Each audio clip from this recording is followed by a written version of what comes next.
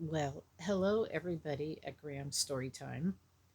I bet you didn't know it, but we are going to read a story today. And this one is called If You Give a Mouse a Muffin.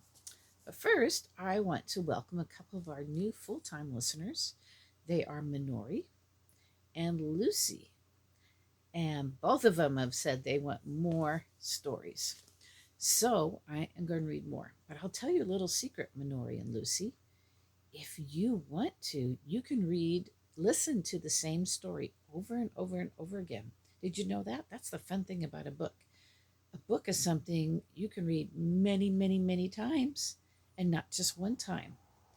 And so that's the cool thing about a movie. I have a favorite book that I can't even count how many times I have read it because it is just my favorite book in the whole world. But today we're going to read you a story, and these are such fun stories. Okay, this one's called If You Give a Moose a Muffin, and the author is Laura Numeroff, and that's the person who wrote the book, illustrated by Felicia Bond, and illustrated means that's the person who drew the pictures. And this is something they began doing. If you give a moose a muffin, that's called an alliteration where you have the same sounds. Moose and muffin. Can you say that? That's an M sound. So here we go. If you give a moose a muffin, is he eating a muffin there? No, not quite. Not there. And this is the dedication page, and we talked about that. A dedication page is the person who wrote the book and drew the pictures. They said, we'd like to dedicate this book, honor somebody. So this one says, for Alice and Emily, the two best sisters anyone could ever want. And that was the author said that one. And then the illustrator said, for Antone, Nahum, Jennifer, Santos, Brian, and Crystal. And that's who she's dedicating to. It looks to me like this moose is looking at the house. And that smoke coming out of the house means there's something good, some good smell coming out. Now, I want you to watch something. This is a little different, this one. This has a story in a story. There's the story the words tell, but then there's the story the picture tells. So you see if you can watch that story. All right. Now here's the moose. Comes to the edge of the woods, and it said, if you give a moose a muffin, and that little boy is throwing the muffin to the moose. Big moose, little muffin. If you give a moose a muffin, he'll want some jam to go with it. Look at the moose is walking in with the teeny tiny muffin in his mouth. So you'll have to bring out some of your mother's homemade blackberry jam. Oh, I love blackberries.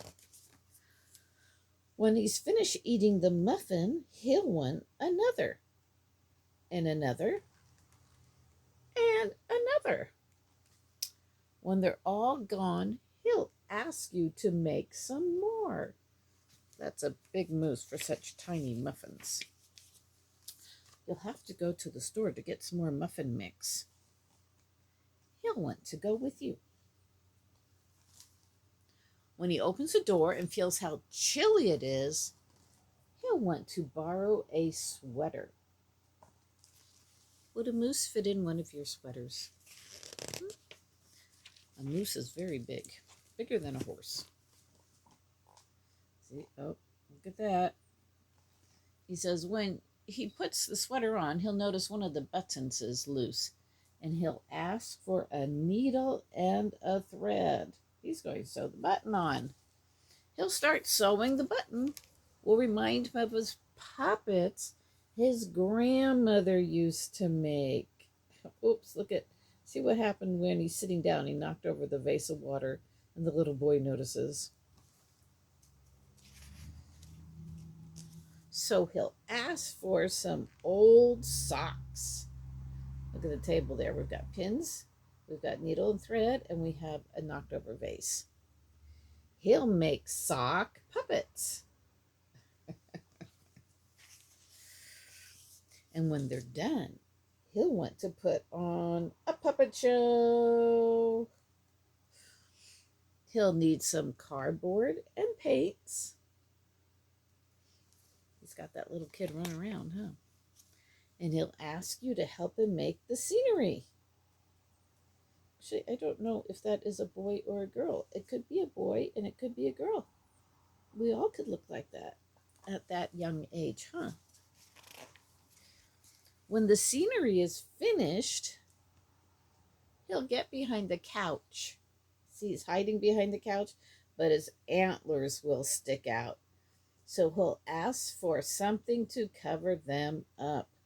But look at that scenery they made with just cardboard. There's a volcano and a castle. Pretty cool. Is that apple tree? Uh-oh, his friends passed out on the couch, wiped out. He'll bring you a sheet. Oh, it does say he. Oh, you'll bring him a sheet from the bed, your bed. Okay. Nice white fluffy sheet.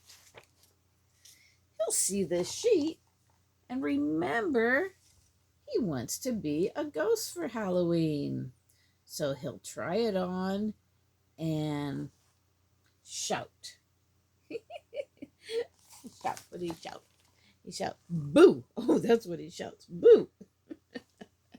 It'll scare him so much, he'll knock over the paints. Did he scare himself? He knocked over the paints with the white sheet. So he'll use the sheet to clean up the mess. Looks like a big flower now. Then he'll ask for some soap to wash it out. Oh, and the boy picked up all that other stuff, huh? He'll probably want to hang the sheet up to dry. Oh, who do we see outside? Now, here's that other story. See, it looks like his mother is outside. Does she know what's going on in her house? He'll go outside to put it on the clothesline. When he's out in the yard, he'll see your mother's blackberry bushes. Looks like she's cleaning up stuff too. Seeing the blackberries will remind him of her jam. Does she see him? Does she see him? What do you think? He'll probably ask you for some.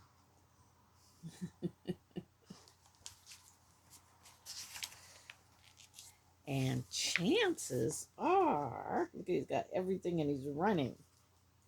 If you give him the jam, oh, there comes Mom.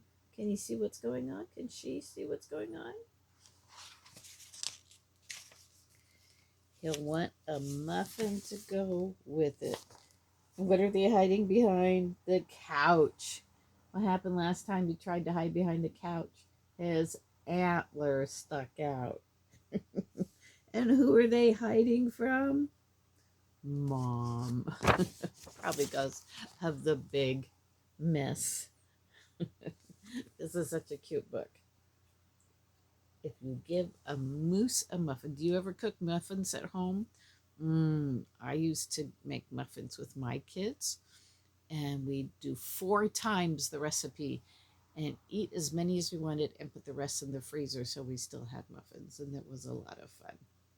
Well, it's so glad to see you for story time. Welcome to Minori and Lucy. Good to have you guys here.